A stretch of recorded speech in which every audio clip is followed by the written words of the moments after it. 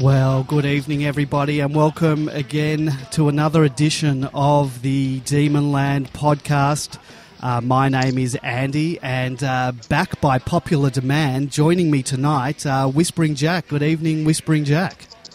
Yes, good evening, Andy, and it's a pleasure to be back again, but I thought I was actually back because I had to jump onto the interchange due to Grapevine's absence on some recruiting mission in the Northern Territory rather than by popular demand. Well, I was just saying popular demand so that you wouldn't feel so bad. But yes, Whispering Jack is only joining us because Grapevine is unavailable this week and possibly next week. I haven't got a firm commitment from him. So, yes, Grapevine, if you are listening, we do miss you. But Demonland gets to listen to the dulcet tones of Whispering Jack. So, welcome back, Whispering Jack. Good, thank you. Great to be here, especially after our performance last Saturday. Well, how did we perform the last time you were on? I can't remember which week that was. Do you remember? Or do you want to forget? Well, have I been on? You've been on at least once. Look, I think we may have been victorious at that time, but we could have lost to the Swans immediately after my... the brilliant advice I gave to Simon Goodwin about tactics and how to defend and how to play the game of football. So that is not a good sign. Yes, not a good sign. So if anyone would like to call the show tonight, you can talk to us about any of the topics we bring up. You can call the show two ways: 03 9016 3666. Or you can Skype us Demonland31. Either of those methods will get through to us. So just hold on the line. If I pick up the phone, I might not get to you straight away because we might be in the middle of a conversation, but just hold on and we'll get to you as soon as we can.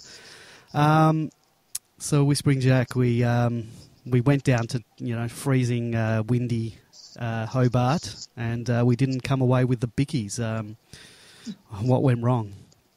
Well, I don't want to hear the word Tasmania again tonight, if you don't mind, because I think what went wrong was Tasmania, and I'm sick of hearing about that state.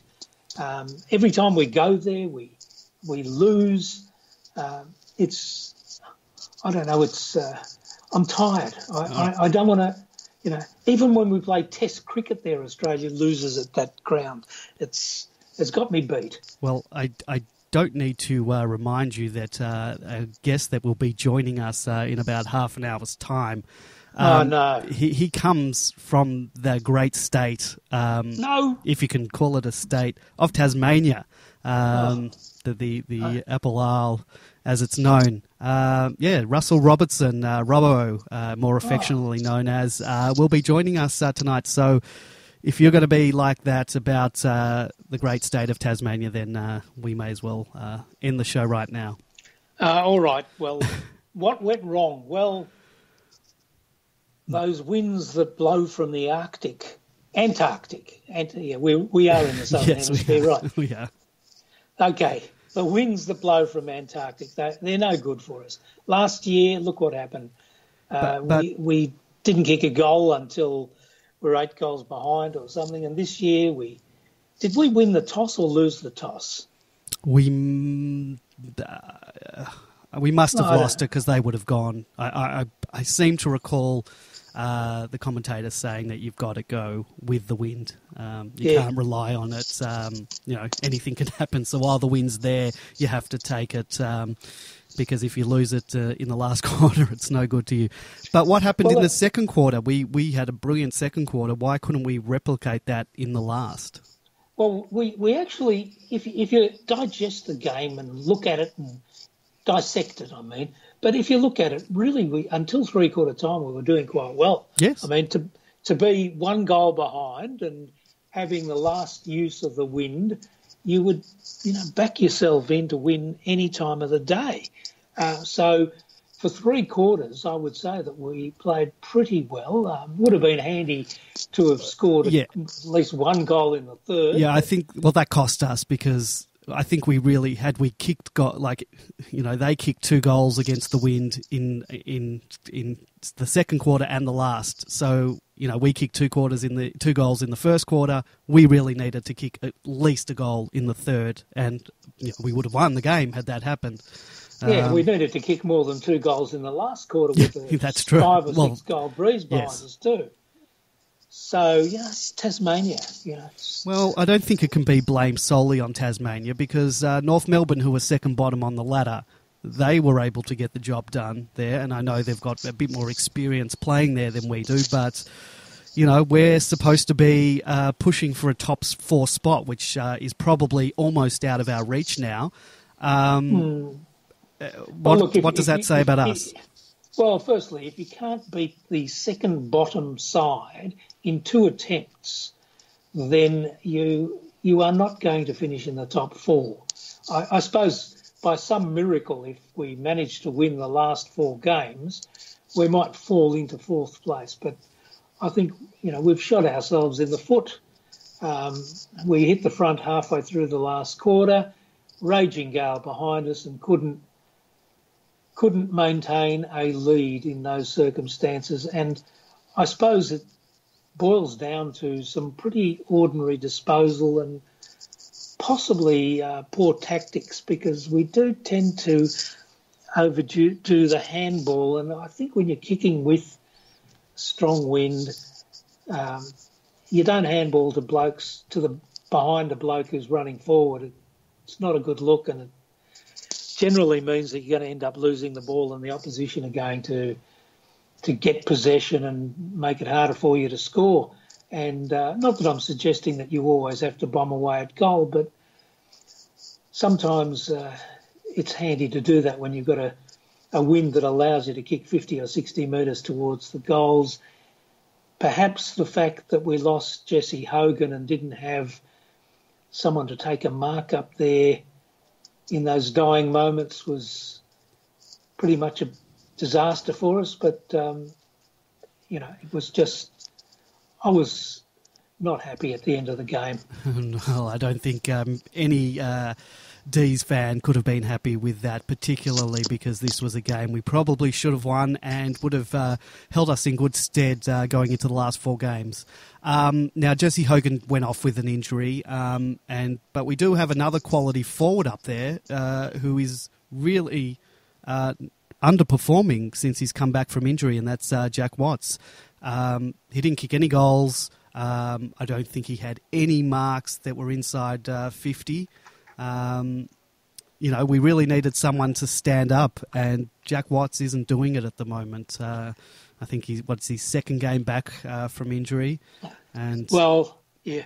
Look, I think he's got to be given a bit of time. He was out for, about a month with that injury. It was obviously worse than at first thought, because when he came off the ground around 3/4 time against the Bulldogs at Etihad Stadium, they said he was only coming off for precautionary reasons, and we all thought he'd be back the following week, and it took about 4 weeks to get back. So you've got to cut him some slack, but I'm expecting a 4 or 5 goal effort this week in the absence of Jesse Hogan, and I think it's time for Jack to stand up. Well, we've had experience living life without Jesse, and I think we did a pretty good job in the time Jesse was out. We were still regularly scoring over 100 points, so I don't find it that daunting without Jesse in the team. I think we can find ways to score with just, guys like Watsy really need to lift, because you said that, he's come back from a month on the sidelines, and, for someone like a big guy like Max Gawn, I can give him a couple of weeks to get back into the swing of things. But Jack Watts is, he should really, he shouldn't have to take time to get back into it. He's a quality player and, quality skilled player. So, it's not a Jack Watts bashing. I love the guy, but he's really got a lift. Yes, well, look, I think one of the things is we don't simply rely on any one player to kick goals, and nobody should in this day and age in AFL football. I think clearly we're going to get a replacement for Jesse Hogan. If you cast your mind back to round 20 last year when Melbourne played Hawthorn and broke a very long string of defeats against the Hawks, Jesse Hogan wasn't there. A young player by the name of Sam Wiedemann did make his debut that day, and the rest is history. He kicked a couple of goals and Melbourne beat Hawthorn in a big upset, and likewise we're taking on the GWS Giants, who aren't in great form themselves. I think it's time for someone like Sam to get a promotion, along with the probable likely return of Nathan Jones, who someone on Demon Land called him our spiritual leader, along with Bernie Vince. And as long as Bernie behaves himself, I think those three inclusions are going to make a little bit of a difference to the way we play.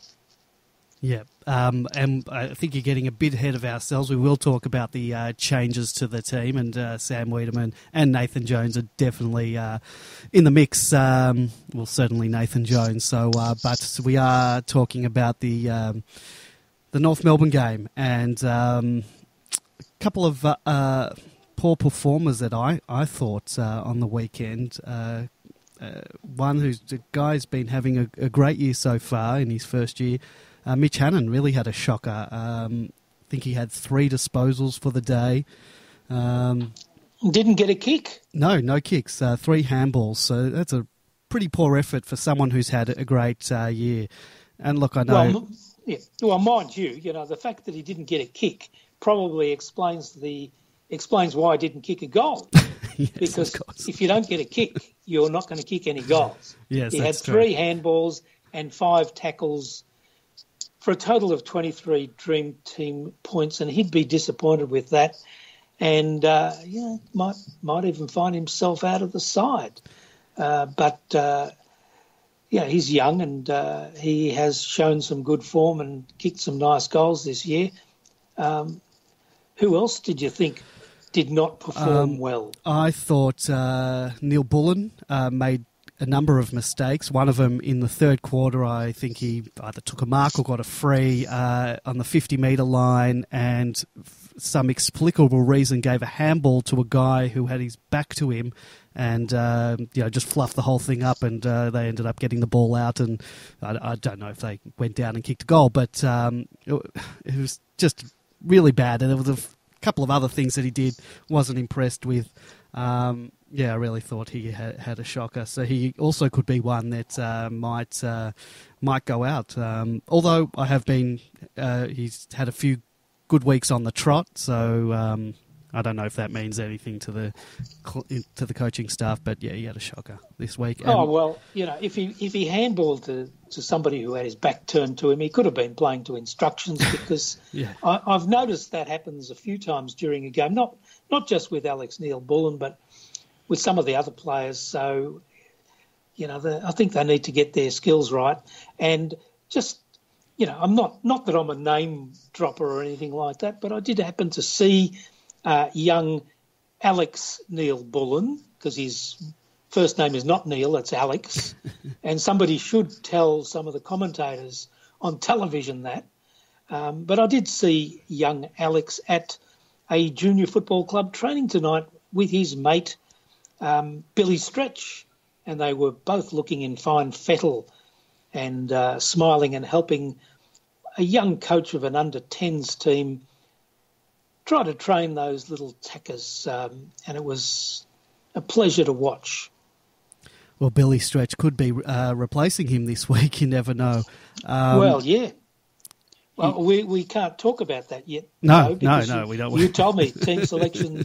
I didn't quite get the running sheet, but I'm getting the idea that we can't talk about this week's team yet. If you would have checked your PM on Demon Land, you would have seen the running sheet. But yes, we can talk about anything you want, but I like to try and keep it a little bit of order to the festivities. Where do I find PMs? Demonland sent you a message 37 minutes ago. Okay. But that wasn't the running sheet was sent earlier today, about 3 hours ago. But anyway, just to anyone listening live, we do have a chat room. If you go to demonland.com/podcast and you're logged into Demonland, you can use the chat room. And when we've got Robbo on later, you can ask a question. If we can get to it, we will. Otherwise, you can join us along and add comments to it, and occasionally we'll read something that you write out. If anyone wants to call the show and give their opinion on the game and and who performed well, who didn't, 03 9016 3666. That's 03 9016 3666, or you can Skype us on Demonland 31. That's Demonland 31, all one word. We do like to hear from our listeners as well as Demonland Forum members. Give us a call and you can join the conversation. Whispering, is the Jack Trengove experiment, is that over now? I've got a feeling he may get dropped this week. He had 13 possessions, no tackles, 1 mark.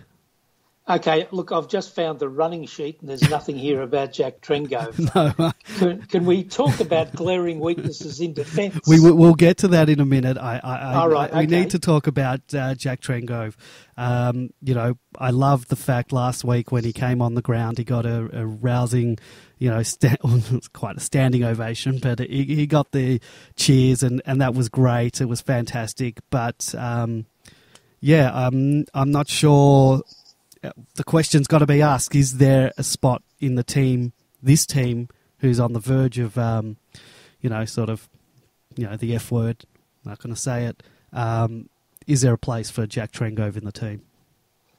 Well, I think we could talk about that when we get to changes on the running sheet. But, sadly for Jack, I don't know whether he's going to get too many more chances to play for the Melbourne Football Club, which would really be a tragedy as far as I'm concerned, because I actually started following Jack Trengove when he was playing for Sturt as an 18-year-old, and he was absolutely sensational. And at the time, I had a client of mine who lived in South Australia, and she actually sent me 2 VHS videos, because in those days we had video machines in about 2009? Around about that time, VHSs, and we could stick in that black thing into the box and you'd watch the game. And I used to love watching the 18-year-old Jack Trengove, who, contrary to what he's like now, did have a little bit of pace, was dynamic, a beautiful kick, great mark, good goal sense. Had it for a couple of years, and I think maybe the beginning of the end for him was when he had that clash with Dangerfield and was absolutely screwed by the match review panel or the tribunal or whatever, because if you'll recall, Dangerfield, allegedly concussed, got up and played about 6 days later and was best on the ground. Kicked 5 goals or something. Yeah, it's just... So I don't know what medical evidence that match review panel farce of a sham adopts, but it's been going on for years, and I think it might have gotten Jack as a young man. And look, I applauded the fact that he was picked as the co-captain with Jack Grimes, but on reflection, probably wasn't at the right time. There were problems at the club with some of the players, and we didn't have a cohesive unit, and it just didn't work out. Now, I think it's one of the tragedies of the club, and there were many tragedies between 2006 and 2016, and some of them are well depicted in that great book, The Great Depression, by Super Mercado, who sometimes posts on Demonland. Yes. Yes, so... In answer to your question, yeah, I think he's gone. He's gone. All right. Which is a shame. I when he was at his best. He really could have been a great, and sort of injury and other factors, were have ended his career possibly early.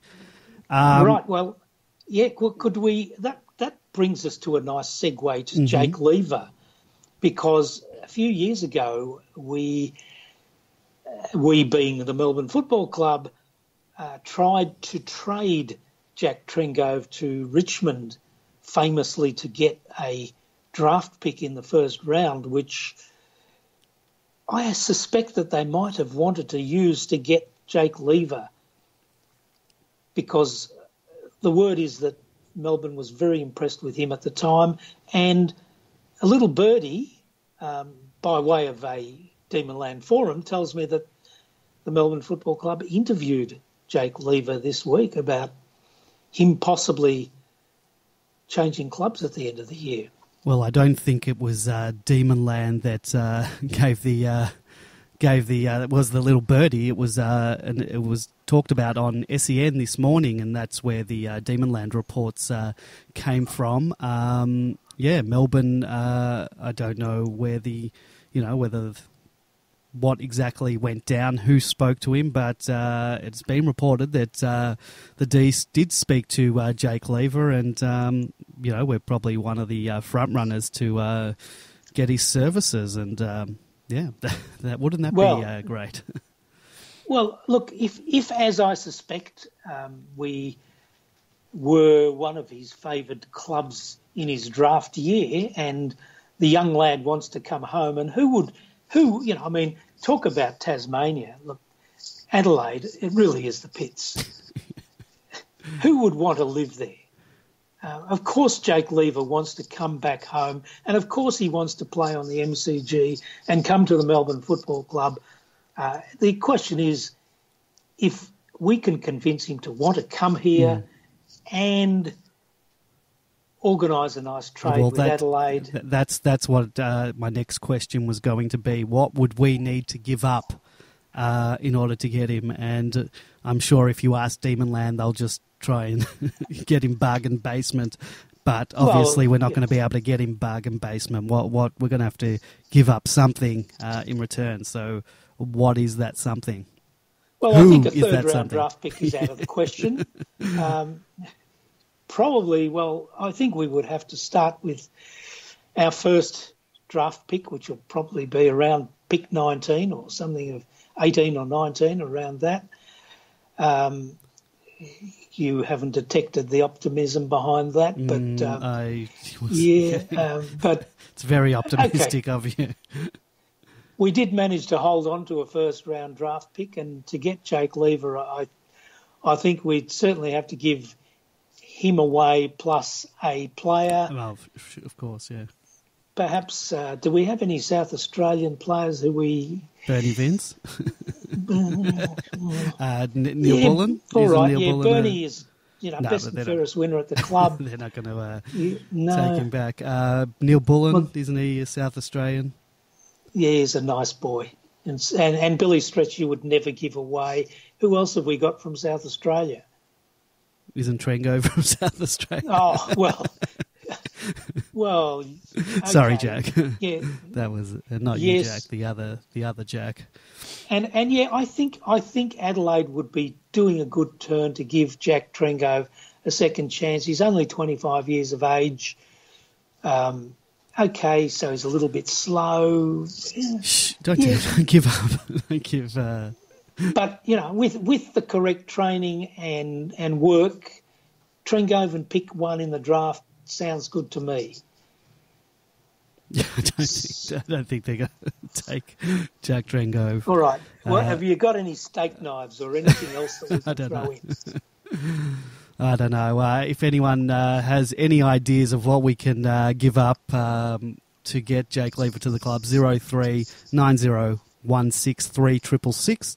9016 3666. Give us a call. What do we have to do to get Jakey Lever to the football club? And I saw a picture on Facebook today, a couple of the draft and trade rumour pages they love to put together.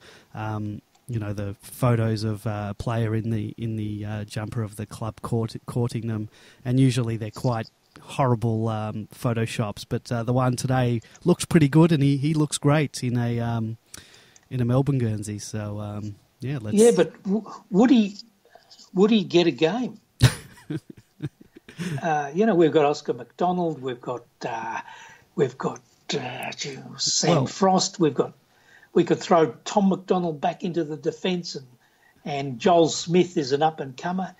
This brings us. This is a nice segue, because there was and how are we going with time? We've only got a couple of minutes, so maybe we'll just get started on, and we can go back to it after Robbo's on.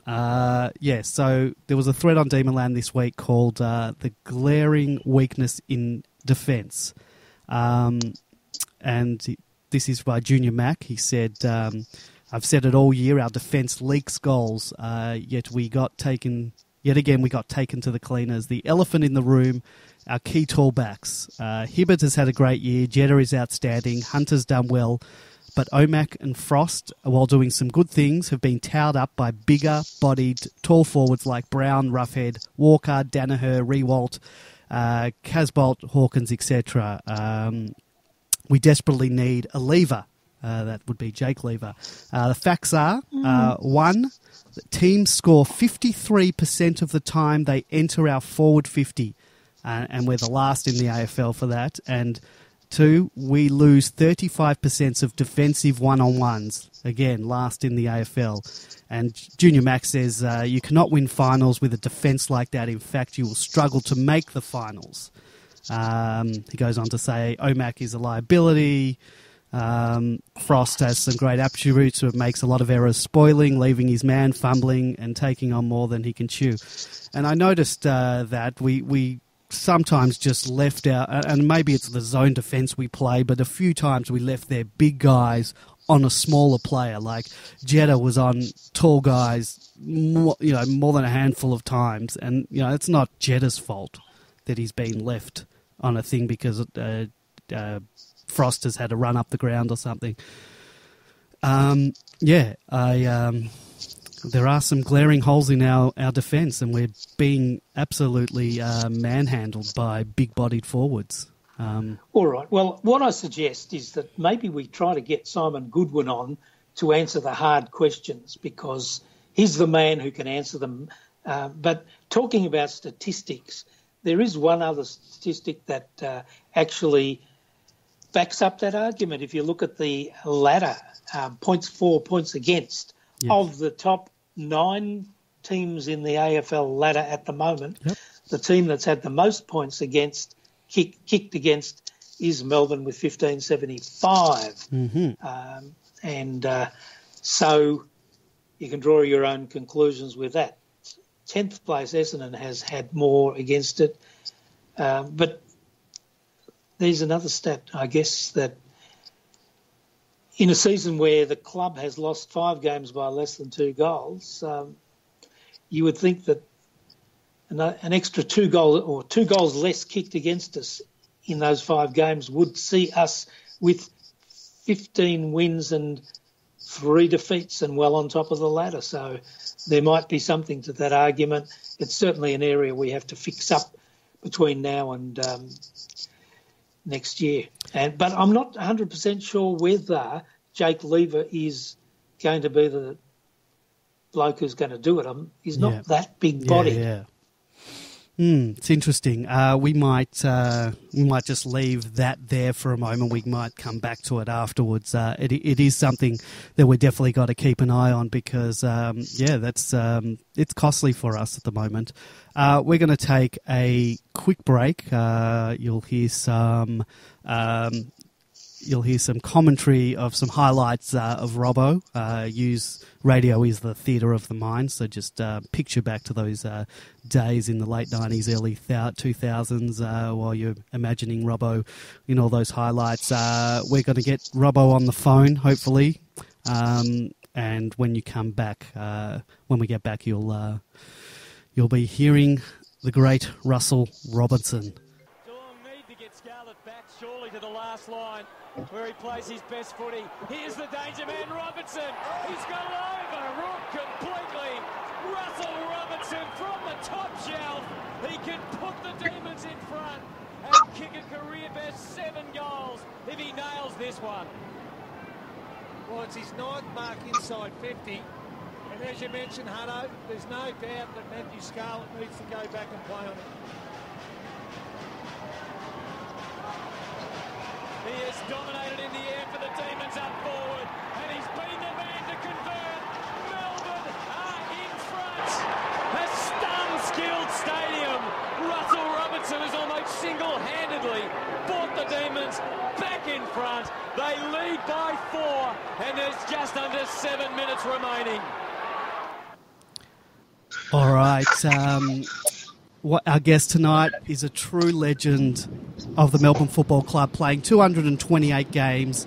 He is one of the Dees' great goal kickers, being one of just 4 players in the club's history to have led the goal kicking in 4 or more seasons, kicking a total of 428 goals. He took out the Keith Bluey Truscott Trophy in 2003. He represented Australia in the 2005 International Rules Series, and he was also pretty well known for his ability to take a regular specky, much to the delight of all Demons fans.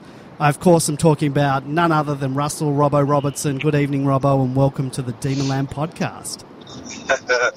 What a way to put a smile on my face by playing that clip. Thank you very much. You've made my night. Do you remember that game down at Cardinia Park? You know, I'm reminded of it a lot because on Fox Footy they'll play great games, you know, close games of the past, and I'm not sure what they call it, but footy classics or something like that. And I'll get a message on Twitter or Facebook, Robbo, tune in, you're on TV. And so if I'm at home, I'll watch it, and it's wonderful, really, to, as a 9-year retired player now, to look back on those things. As when you're playing, or even just after you finish, you deny it a bit. You sort of put it aside and go, well, that was one thing, now for the next thing, and get over it and don't watch yourself. But I suppose as you get a little bit older, you realise that it was a very special part of your life, and you should really just soak it in when you can, and I'm getting to that now. So you grew up in a seaside town in Tassie. Can you talk a little bit about your path to playing AFL footy? Yeah, absolutely. I mean, similar path to most young boys, but I think being in Tasmania, a long way away from the AFL, it probably was a longer shot than most guys here in Victoria. I mean, I see a lot of young kids now that I follow my son around. He's a 6-year-old fella, and they totally believe that it's just down the road to MCG, and if I train really hard, I can get there. But for us down there in 1990, early 90s, late 80s, it probably seemed a long way up. I mean, we only got one game a week on the telly down there, and it was usually a Carlton Hawthorn game. We didn't see Melbourne. It's always been the way that we never get much, TV sort of coverage. It's still true today. But I didn't even know Melbourne existed really, or knew that Gary Lyon. Of course, I knew who Gary Lyon was, I suppose, just before I got drafted. But I was very lucky, fellas, that I had a wonderful, wonderful facilitator, someone to teach me some of my wonderful things about the game of football, and my father. But further from that, my dad took the time out of his day, secondary school teacher, probably tired, to really work hard on some things with me that he identified as being really special parts of my game. And being smart enough to realise that I'm going to make this kid of mine so exceptionally good at one thing, the one thing that he's good at, that he's going to stand out from the rest, and that maybe might get him somewhere. So, of course, that thing was marking. And he also knew that I knew where the goals were a bit, which is just one of those things that forwards naturally have, and I was a natural forward. But he did 3 or 4 things, and I could go on forever about these things that he did. A couple of them were, he got a 4x2 and hung it off the shed at home. Well, he got it up on the shed's roof, and to that he attached a rubber inner tube from my 10-speed, and to the other end of the rubber inner tube, he put one of Mum's stockings, tied that up, with a football inside the leg of one of Mum's stockings. Now, you talk about Don Bradman, and I'm not putting myself in his sporting bracket at all, guys. So, but he became great by, if you go and watch it on YouTube, young fellas or anyone, you can see Don Bradman hitting a cricket stump, a golf ball with a cricket stump up against a corrugated iron water thing. And this was his training by himself, and he did it over and over and over and over again in all his youth to become the best in the world at hand-eye ball connection to the stump, hitting it straight. He was the best at it because he practiced it. He worked it until he became the best at it. Now, with this marking apparatus, this ball was always up in the air, and I could run up and catch that ball whenever I walked past it, or I'd sit there and I'd do it 1,000 times. We'd get mates around, we'd take hangers on each other, and the ball would just flop straight back up into the air.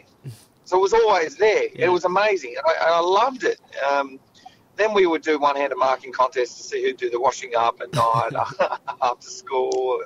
He had a ruck bag, he'd throw it up and make me take hangers on him. He identified that I was good at one thing, and I became, by the time I was 16, ready to get drafted, 17, ready to get drafted. I knew I was the best hanger taker in the country at the time. Whether I wasn't, I was a different thing. But I got identified, fellas, on the Almost Footy Legends segment of the Footy Show for taking 2 marks. Nice. Melbourne sent down a recruiter because there's this young kid down there that takes hangers. And why did they see that? Because my dad worked with me, and I worked very, very, very hard on that one aspect of my game. It wasn't one of those things I just relaxed on the laurel. I worked hard at it. And it got me to the greatest place in the world, the MCG and the Melbourne Football Club.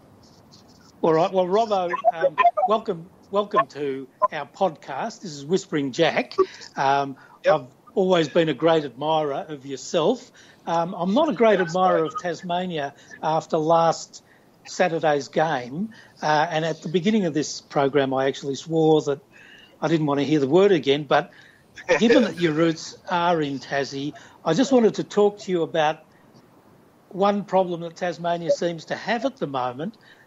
During the week, there was a list of 86 players invited to the AFL draft combine ahead of the draft in November, and only one of the 86 boys selected, and his name is Hugh Dixon from Kingsborough Tigers, comes from Tasmania. Can you sort of explain, back in the day, you used to have guys like Tassie Johnson, Ray Groom, who became Premier of the state, Athol Webb, and then later on yourself, Brad Green, coming from Tasmania. What's happened to Tasmanian football? Jeremy Howe, Stephen and Matthew Feeble. Lots of Tasmanians come to the Melbourne Football Club, but right across the AFL themselves over the century and beyond. Royce Hart, Ed Stewart, you've got Peter Hudson, Doc Baldock, superstars that came out of Tasmania, and per capita I think we've produced the best. And if I'm not biased, Richo, the list goes on. Look, it's a concern. Genuinely is a concern, guys. I wasn't aware that last year we had no draftees. We only got one potential. It's not good enough this year. It's not good enough. And some provisions and some steps have been taken to turn this around. We have now a foundation pumping some money into football into the state. One of the big problems we have is that we're not paying our coaches down there. Now, that's not an issue over here. We've got money. Just because by virtue of having population and people paying to come through the gates, we're paying our coaches. You can attract better coaches, dedication and time to put towards coaching. Of course, if you're getting paid to do it, you'll do it better. And it's probably a little bit of a concern. So we, at the top level, when we had a function not long ago, where all the past greats, Lynchy, Richo, Hutto, we all came together at the Palladium and we raised some money and put towards football. And whether that's going to one day eventuate and become a Tassie team in the AFL, we really need to turn around this development of youth and make that better, because it's dropped off over the last couple of years, and I think we can turn it around. A couple of little things that we can do. What can I say? Just a little bit of cash, a little bit of population goes a long way. Yeah, so Robbo, you were drafted in the 96 national draft at pick 68 by the Dees, who had finished 14th that year. What do you remember about that time, and did you think, oh no, I've been drafted by the Demons? Oh, yeah. No, not at all. It was a great story, guys. I really didn't know I was drafted. The draft was done and dusted probably long before midday, and I didn't find out till 7 o'clock that night I'd been drafted. How's that? Wow. In this day and age of instant information, we didn't have any of that back then. I tried to get on the radio, but we couldn't get it on down there. We are talking about Tasmania here. I went to school, and a mate of mine told me that 4 blokes had been drafted from Tasmania, and that was unheard of. What we usually get 2 or 3, and 4. Wow, that's amazing. He said, and you're not one of them, so don't worry about it. I'm like, bugger.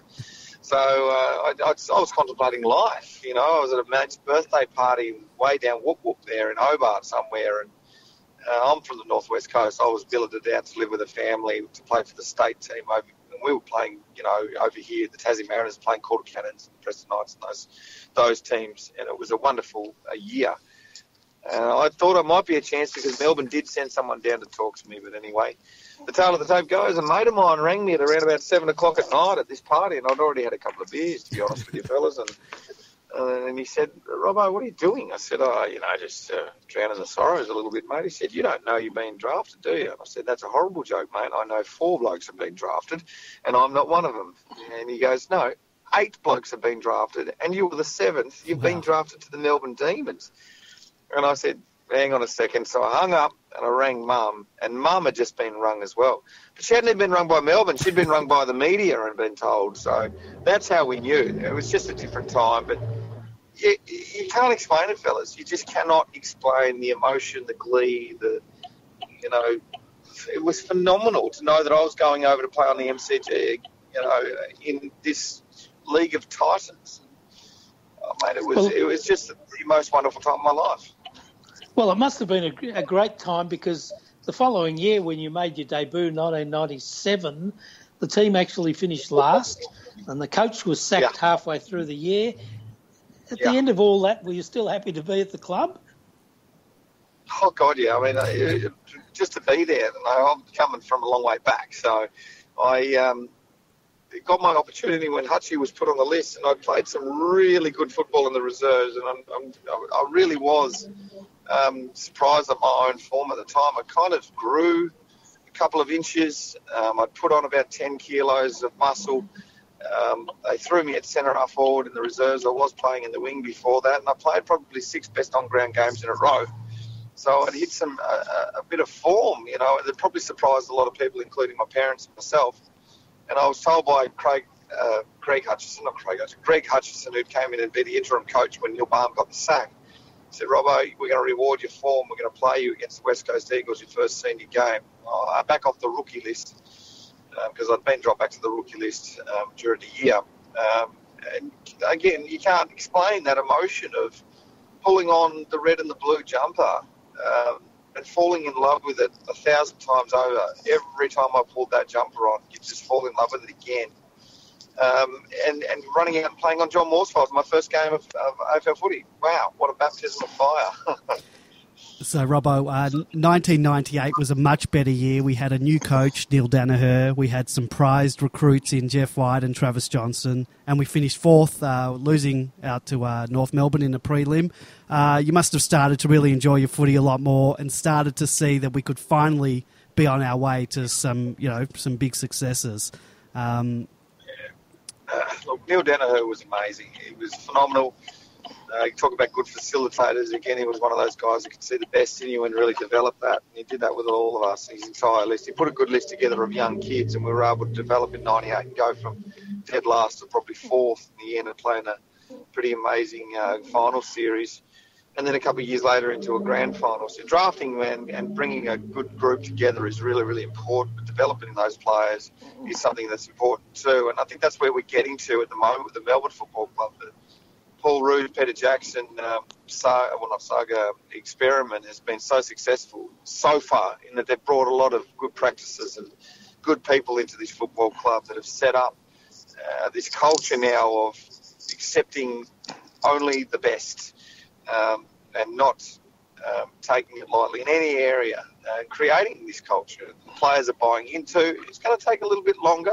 They're only young, but we're getting to it. And that's what happened with us in around about 2000 and through to around about 2004-05. We really, at 6, we had just a great bunch of people under Neil Danaher that really were pulling in the same direction. Well, Robbo, after that, things went sour, obviously, around about 2006, and we've had a pretty tough time ever since. And as you point out correctly, I think things are about to turn around and really have turned around this year. But I want to touch on one player who hasn't had a great year and who I saw earlier this year at the season launch for the South Metro Junior Football League, where you attended, I believe, with Angus Brayshaw, who's a former Hampton Rovers player. How's Angus going? Angus is obviously had his problems with his head injuries. I don't know what it is, whether this it's just sheer bad luck. Being knocked out all the time and getting injured has really set him back. So he's coming back through the reserves at the moment, and he probably will be knocking on the door in a couple of weeks. He's got to get some match fitness back. But a little bit of a downturn before at the start of the year. And it's easy to do. I can really vouch for that. It's not easy to play at the top level consistently. I was able to do it for 13 years, but geez, it wasn't linear. It was up and down. I was in and out of the side, and you've got to take the bad times with the good. And this will be the making of Angus. This year it's been hard for him. I think next year, after a really big pre-season with some steely resolve, I think he's going to improve and become better and be a 10-year player for the Melbourne Football Club moving forward. So, Robbo, we had some great players on our list while you were playing, Tingay, Lyon, Schwartz, Lovett, Neat, Steins, Viney, Uze, Travis Johnson, the Phoebes, Woden, the McDonalds, Leon Shelley, Farmer, White, Bruce, Green, Davey, yourself. Did we underachieve during that time? I thought, a couple of those years we really probably should have, won a premiership. It didn't happen. Did we underachieve? We did. Look, with not winning a premiership, we did underachieve. But I think we had a really poor setup at the Melbourne Football Club at the time. At the Junction Oval, we were behind the eight ball, behind the curve in terms of other football clubs in sports science and setting up a club right. It was tough. We really did get the best out of our players, I think, with what we had available to us. Like I said before, we're getting to that now, our processes and our systems and our setup and our club. Amy Park, back at the MCG with the MCC, New Danaher had a basket case of a training facility at that time. And I talk about it like this way. When footballers get to a certain level, they get better with great coaching. You need good facilities. You need someone to tell you what to do. You'd look at another team like the West Coast Eagles, they probably had about 20 more coaches than we had. If you've got that many good minds coming together and working with your players and putting extra hours into these players, they're going to get better and improve, and that's what AFL players do. We weren't able to afford that coaching and that great facilitation. So, unfortunately, we weren't able to go to that next level. But, geez, we came close. Had we had that, had we had a really good training facility, I have no doubt in my mind we could have taken it to that next level, because it was all up between the years in the end, really.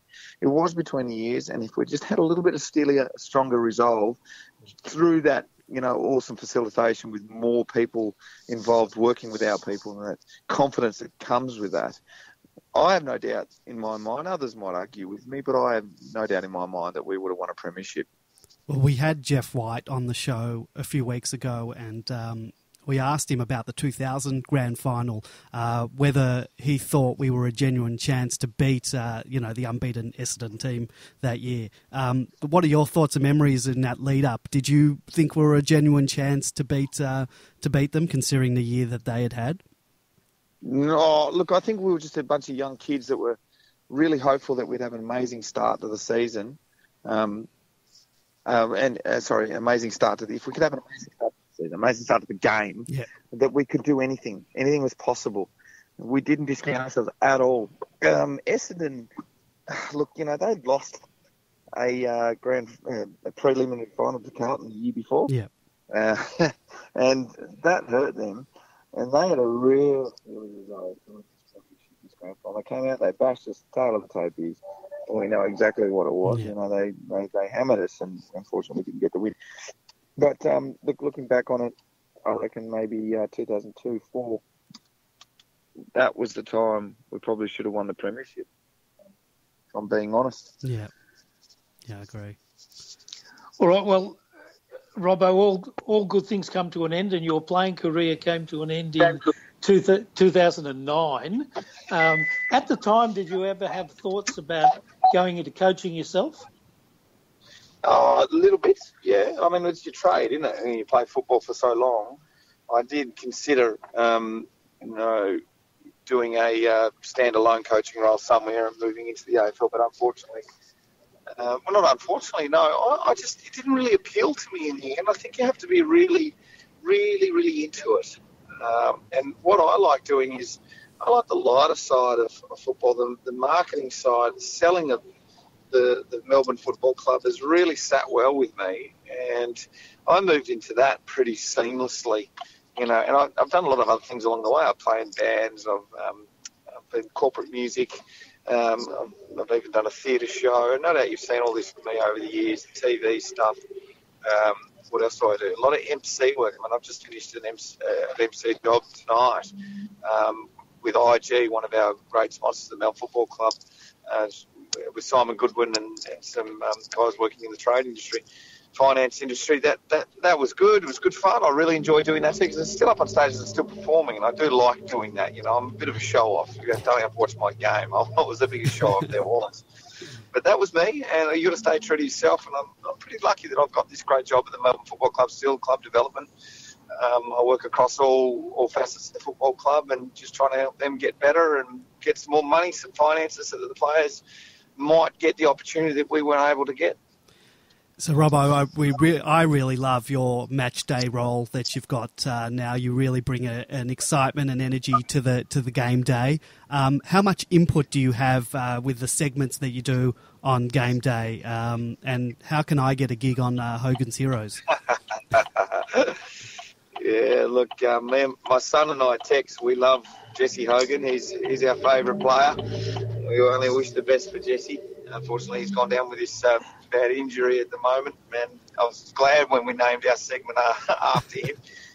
Hames Paints, Hogan's Heroes, brought to you by Hames Paints. Look at me getting all the club sponsors in there. Love it. Game day role is fantastic. I feel very akin to all our supporters. I love our supporters. It's very easy for me to talk and be amongst them. It doesn't feel foreign to me. Some guys probably feel a little bit more at home behind glass and not talking football. This is where I'm at my best, and you've got to play your role. I think if I can do that really sells the Melbourne Football Club, then that's what I'm going to do. So getting out on the ground, it feels just like home, if you know what I mean. I've been away from home for a long time, guys. Tasmania is my home, and I've bounced around places over here since I first got here. Settled, of course, now, but the Melbourne Football Club and the MCG is my home, and it will always be my home. It's always have a special place for me, and I will always have a special place for it in my heart. So, just a very fortunate guy. I'm just a lucky guy. My son, Tex, is a massive Melbourne fan now, and he's in the car with me now. Say good day, Tex. He's very quiet. Tex. A bit late for getting home to bed. Hopefully we can see Tex Robertson running around in the forward line of the Melbourne Football Club one day. Wouldn't that be great? We'd love that. Well, you shouldn't joke about these things because I don't know how often you have a look at Demonland, but I think people started a thread on Billy Stretch when he was about 11 years old. So oh, really? I would imagine that somebody will start a thread on Tex Robertson and how good he is. What are his attributes? Can he kick with both feet? What's his marking like? Well, or is that a bit too early for that? It's probably a bit early, but I'll tell you what he has got is he's very, very quick. He's very quick. Fastest runner in the school at the moment in his age group. I would have thought that if I'm a little bit biased, he's won every race that he's ever been in. So on the footy field, I watch him. He's very, very fast. But Tex is very good in the gymnastics. He goes to gymnastics. He got selected into a squad because he's been on his hands from the very get-go. And I see a lot of attributes of my sort of athletic. I was always a bit gymnastic-wise. I was always on my hands too and walking and doing handstands and all that sort of stuff. His mum was a dancer, so he's very in check with his body. So hopefully it's a good mix there that one day can make me proud, because nothing would make me happier than to see sexy pull on the number 24 Guernsey. Robbo, there'd be a whole generation of young Dees fans who didn't see you play. Are you now recognised by the junior Demons as that guy on the scoreboard? Yes, that's exactly right. Short answer, yes. Their mum and dad goes, why don't you get Robbo's autograph? And they look me and they go, why? Why? They go, oh, that's Mummy's favourite player, or that's Daddy's favourite player. And I give a wry grin. And then I think they do realise that I'm the guy on the microphone. And I think my boy's probably been a little bit surprised by that as well. As why is everyone asking for your autograph, Dad? You're just a watcher. You just watch the game. So, I suppose... I used to play it, but he didn't. Right. That's right. So he's coming to that realisation now on the footy cards and all that sort of stuff. It's really... Guys, it's a wonderful thing. It really, really is to have that in my history, in my past, and to know that I had this special thing. It feels like a lifetime ago, but I had this special thing that I can always go back to and recount, playing at the oldest football club in the world alongside some of the greats, Gary Lyon, Jeff Farmer, David Neitz, Adam Usage, and the list goes on. Just terrific players. I was watching a highlights video on YouTube today while I was pulling some audio, and it was great to relive not just your highlights, but to see some of the guys that you played with. There was some excellent players, and you just named a few. I named a few before. We really did have a great team at that time. Oh, we sure did. Like I said before, unfortunately, we weren't able to go all the way. Had a few things gone a little differently for us, who knows? But look, we can't think back. Got to look forward. And I think Simon Goodwin's got himself a really great bunch of talented young kids. That he and Brendan McCartney and the great coaching staff, Josh Marnie, to see the football operations. You go into the administration of the board, the sponsors. The club is set up. There's no issues at all that I can see that's holding this football club back now. Now it's the waiting game because every week we're the second, third, fourth youngest team out on the park across the AFL. And that's, a little bit of patience from the Melbourne supporters. Been asking for patience for a lot of time, but this is a real journey. Started with Paul Roos. Simon Goodwin's got it now, and in the near future we're going to see some really exciting times. All right. Well, talking about your former coach, Neil Danaher, I think it would be remiss of us not to mention the fact that there is a massive fundraising event coming up that's for a cause close to, I think, everybody's heart, called the Danaher Drive. Absolutely. Yeah. Can you tell us a bit about that and your role and how everyone who's listening, all 25 of us or 50 or 100 of us can support that? You blokes told me 10,000. No, all good. No. Look, Neil's a very special person to a lot of us guys that played under him. He was our father figure. He's obviously had a massive effect on our lives. Now, obviously, he's got a real issue, and we know this. We've seen it. I don't need to talk too much about what he's been doing, spearheading the Defeat the Beast and the Fight MND and all those sorts of things. The Danaher Drive is coming up in October, and I have a team, and we raise money. We go around Victoria, and between a whole group of people in cars, we raise a lot of money, and we're talking millions between us. My group, with a couple of people that work at the Melbourne Football Club, we're going again, and we hope to raise a little bit of money. Already we've raised $5,000. We hope to get to $10,000 before October. So if I can ask anybody out there who's free on Sunday to come down to the Sporting Globe in Richmond from 2 o'clock, 2 o'clock to around about 6 o'clock. Start at 2 if you want to, and we'll be there and have a few drinks with us, have a bit of fun. We're going to have Thomas Bugg come down and have a chat to some of the supporters. There's going to be music. We've got a massive raffle going on. I can almost guarantee that everybody that goes is going to win a prize. That's how many people have jumped on board to help us with raffle prizes. Sunday, Sporting Globe Richmond from 2 o'clock get there 2, 3, 4 o'clock. We're going to be rocking it out and finishing around about 6 o'clock with a lot of musicians having some fun. I've plugged it enough. I've got to go now, fellas, because I've got to get this little fella to bed. It's been great talking to you, and thanks so much for having me on. Jeez, talking about me is the thing that I do best. Well, Russell, thank you for your time tonight. You're a true legend of the football club, and it's great to see you continue your association with this great club, and we appreciate you coming on the podcast tonight. Thank you very much. Good on you, fellas, and keep talking up the Dees. We will, don't you worry about that. See you, Tex. Sleep well, buddy. All right, thanks, Robbo. Bye, guys. See you. Well, that was the great Russell Robertson. Great interview. Loves talking about the Dees, and so do we. And it's great to have Robbo, still associated with the club because you go. And I love as I said to him, I love his match day role because you go to some of our away games and you see some of the very vanilla type of hosts that they've got hosting the opposition club's home match, and they just don't have the same spark that Robbo has, and it's really enjoyable part of the match day experience watching the Dees. Absolutely, and he's far superior to. Say when you go to Etihad and you go to a Bulldogs game, it's absolutely boring, puerile, asinine rubbish that they put on. But then it probably suits their supporters. Yes, it does. If anyone else would like to call the show, 039016 3666, 9016 3666, or you can Skype us Demonland31. We are waiting to take your call. So we'll continue on.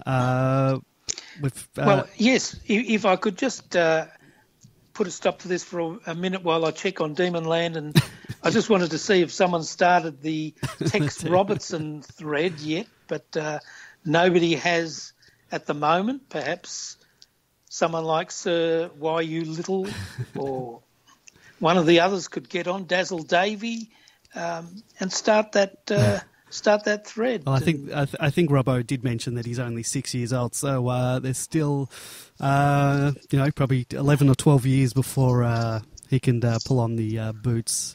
But, in that case, it'll become one of the longest running threads on the site. Matching the that No Tom Scully thread that.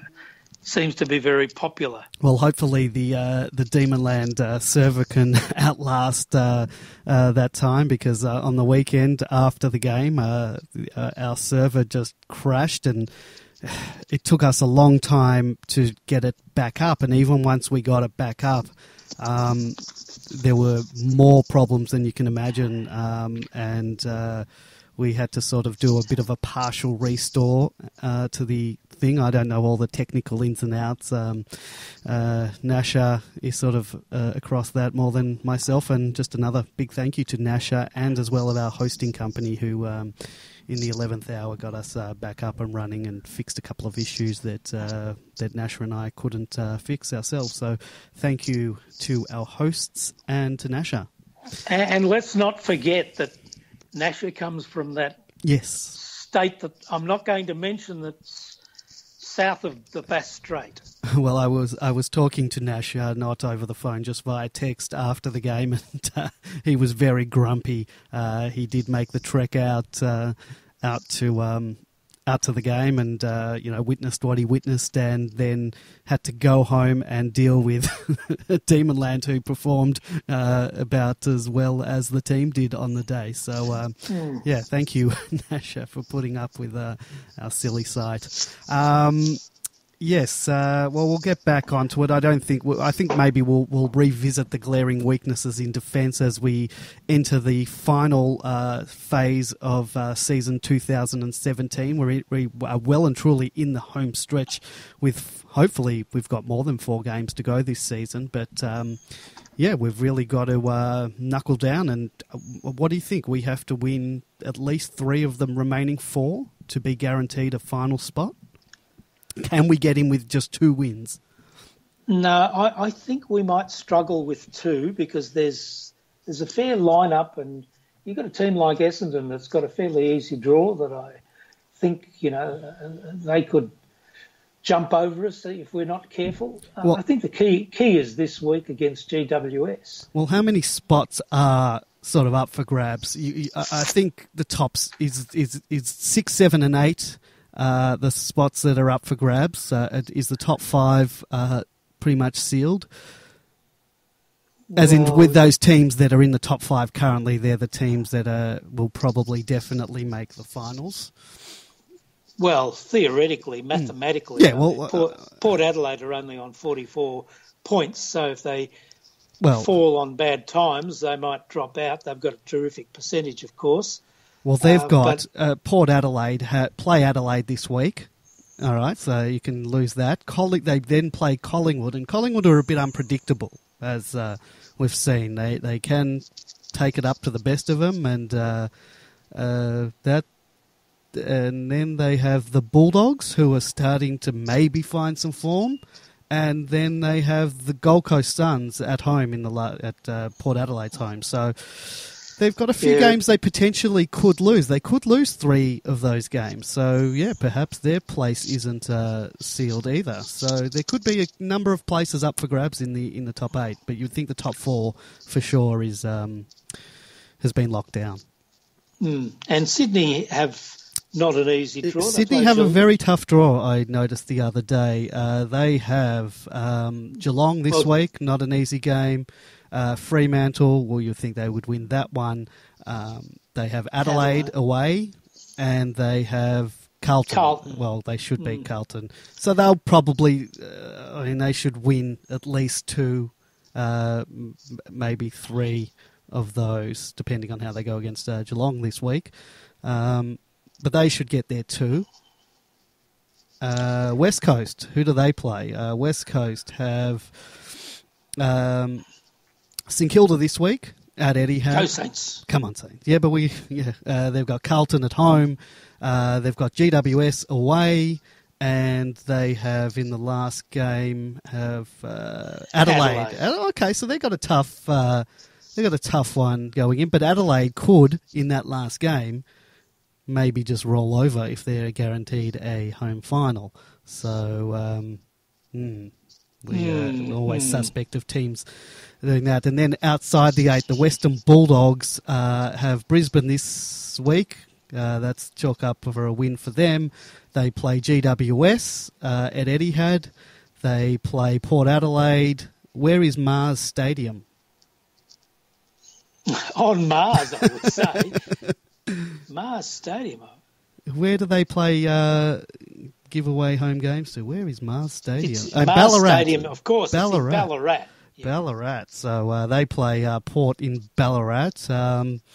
Should be an intelligent crowd. And then they've got Hawthorn. So the teams that we are sort of competing with all have at least 2 tough games. Some of them 3 tough games. So our opposition don't have easy runs home. What was Essendon? Essendon had Carlton this week.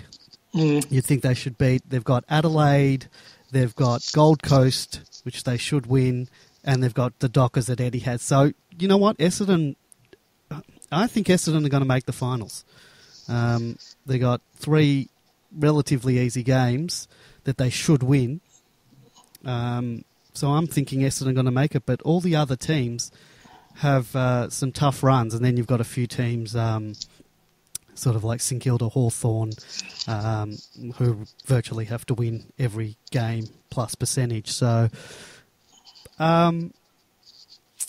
we've just got to win 3 or 4, or try and go for the 4. But it's got to start this week. Let's talk about this week. Ins and outs. Now, Whispering, you can talk your ins and outs. You mentioned, who's going to replace Hogan. So we've got 2 candidates, Cam or Sam. Who replaces Hogan? You put Sam Wiedemann's hat in the ring.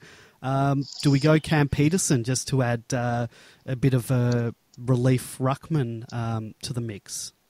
Well, there are a few people who have been of the view that had Cam Peterson played in Tasmania last Saturday that we might have even won the game. I'm not so sure. He's been a really solid, hard-working player at the club. I just think it's time for Sam Wiedemann to stand up. He kicked 6 goals a few weeks ago, had a rough patch, but I'm told that his game for Casey last Sunday it was excellent. He got 21 possessions, 9 kicks, 12 handballs, kicked 3 goals, 3. He was off target in the first half, kicked 3 very good goals, took some strong marks. I think he's ready. All right, yeah. But look, early on in the year, I was a big fan of his. I wanted him in the team.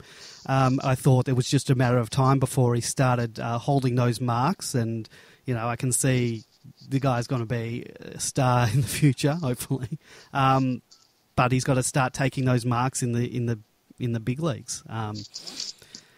There's another guy whose name is in the mix for this week, and he was elevated off the rookie list, was he? Corey Maynard. You were a big fan of him the last time you were on the Demon Lamb podcast, and it seems that the club agrees with you and have elevated him to the senior list. It looks like he's going to get a game sooner rather than later. So you'd think before the year is out, he'll get a game, and possibly this week. Well, possibly this week. I'm not too sure because we've got 2 midfielders coming back, and Corey Maynard plays in the midfield. But is Bernie Vince a certainty to come straight back in? Oh, yes. Yep.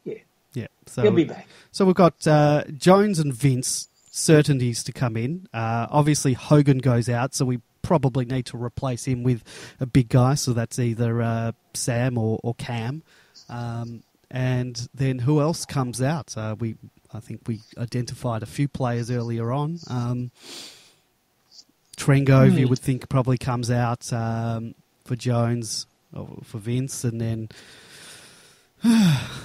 one of the other young, smaller brigade, whether it's JKH. Well, he had an all right game. Harms has been playing all right, but Jones, someone's got to make way. Well, they might give Mitch Hannon a rest. Yep. Look, there is one other player who played quite well by all accounts, and that's Billy Stretch, who we mentioned earlier. Yep. Would be a possible chance of getting in. Yeah. Bit early for Angus Brayshaw, who did by all accounts play well both weeks. Well, 2 weeks since his comeback, but really, given that he was out for about 7 weeks before with those concussion issues, it's unlikely that he'll get picked this week. Do you think we'll see him before the year is out? Depends on how he plays for the next couple of weeks at Casey. I'm saying if form continues the way it's been going, high 20s possessions, sort of mid to high 20s, possibly crack a 30, you'd think he'd be a sneaky chance late in the year. But as I mentioned earlier, we're at the pointy end of the season, so there aren't too many weeks left. Well, he'd have to come into consideration if he continues the way he is for another couple of weeks. So we'll see how he goes. Well, hopefully the F word is in play, and then he's got a few more weeks. The other thing I note about the game is Brett Deledio makes his long-awaited return to football. Is that a concern for us, or are we happy to have players that are underdone coming to teams? Although we don't have a good record when stars return. They usually play at their best, even if they've had 200 and whatever days out he has had. Well, yes. I think it's been a long time out. Sometimes players in their first game back really put in a blinder, and then they sort of go into their shells for a couple of weeks. So it remains to be seen. But, I mean, the fact that Deledio is in will mean that somebody else is out, and GWS have got such a big talent pool. I believe Caniglio, is he due back? I don't know. I haven't seen his name. Has his name been mentioned as a as a certain returner. I'm not too sure, but we've got Green's obviously out, suspended. Mumford's injured. Jeremy Cameron is injured, so they've got a few big names out. If ever we were a shot to beat them, perhaps this week is the week. And well, actually, Caniglio played last week. Did he got 27 Oh, yes, sorry, possessions. he did. That's why I haven't heard his name right. mentioned as a certain starter. Well, the reason we haven't heard many of these players' names is, who wants to watch GWS Fremantle? I mean, the colour scheme is all over the place. Well, it was also on at the same time as our game, I believe. So right, why? I didn't see any of that game. I just saw the scores. And at one time, I think late in the game, Freo were actually up by a fair bit, and we were like, yeah, we've really got to take this because we could start getting close to leapfrogging GWS on the ladder, but that didn't that's right. We out. could have well been equal on points with GWS, and today and Saturday's game would have meant that we would have leapfrogged them. So there's another opportunity we missed. Well, that's the 8-point games they talk about. Even though we didn't directly play them, it could have been a different story to our march towards September. They do have some talented players, not the least of who is Tom Scully, who we don't mention that name on this podcast. Who is number 9 on the GWS list. And, I don't wish him any ill, but Jack Viney, if he's in your sights, you know what to do. I don't think legally, of course. I don't think I'll ever get over that one. Just correct me for when he was, when all that was going down. There was a lot of big deal made about. Were you not allowed to talk to opposition teams during the year when that was all going down? Well, you were if you were a prospective GWS player, but no. All that aside, were you allowed? Because Jake Lever met with the Dees this week. Is that allowed now? Whereas it wasn't back then, or was the whole controversy over the fact that he allegedly lied to Jim Steins about whether he had signed or not or spoken to them? What was the controversy at the time? Look, it's been done to death. Yeah, I'll just refresh my memory. You know what? Okay. All right. Moving on. I'll end up having fights with people. All right. But I must say, there was a time about in the last week before he made his announcement that he was leaving us that I was actually at a dinner organised by one of the club supporters, and he was one of the players invited to attend. And I spoke to him that night, and he didn't have a clue that he was going to Sydney, so there you go. All right. Anyway, he's no longer a demon, and we'll leave it at that. Jack Viney, you know what to do. No. We're not advocating anything untoward at all. I didn't say anything. Jack. Not wink, wink. We couldn't get Tom Bug off for a week, and forget that. He's the man. He's the man to do it. But you can go and listen to him at the Sporting Globe on Sunday with Robbo. Yeah, so I might just give the plug about that. Robbo did have to leave. His son had to go to bed. Fair enough. 6-year-old. My 6-year-old was well asleep a long time ago. So basically, they are holding an event on the afternoon of Sunday, which is this Sunday, the 6th of August at 2:30 p.m. Robbo got it wrong. 2:30 p.m. to 6 p.m. at the Sporting Globe Richmond. Lauren Phillips will be the MC, and Russell and friends will be playing some live music for guests to enjoy. There will also be some great raffle and door prizes up for grabs, as Robbo mentioned. Tickets are $15 if purchased pre-event and $20 at the door. If you would like to join them, there's a link, which is fightmnd.spreaker.com. Sproutix, which is spoutix.com.au/events. I'll put a link up on Demonland in the podcast thread if you want to thing. But if you're unable to make it, you can go on to everydayhero.com.au and look up Danaher's Drive 2017, and you can give the club, give them some money, their team some money towards what they want to raise. And if you don't give them any money, then you'll have to front up to Thomas Bugg and his mad stare. So my suggestion is open up your heart and your wallet and give generously. Yes, and I think on that note, we'll leave it there. As always, if you want to listen to this podcast, you can download us. You can download the podcast on iTunes. Just search for Demonland Podcast. You can find us on SoundCloud. Search for Demonland. There are links all over demonland.com website to be able to download the podcast if you want to listen to past ones.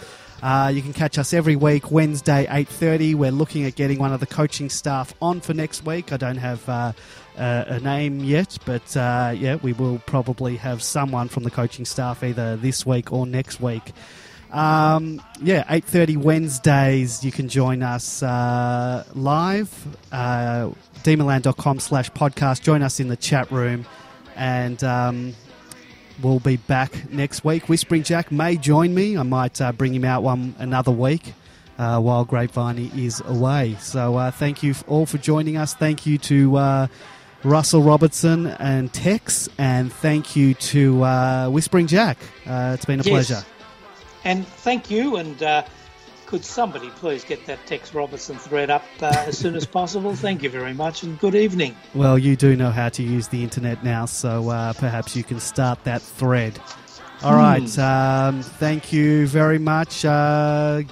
Get to your TVs this weekend on Saturday and watch the Dees, and hopefully we've got some good news to talk about next week, because it's no fun talking about players who aren't performing. So let's hope the boys put in a big effort.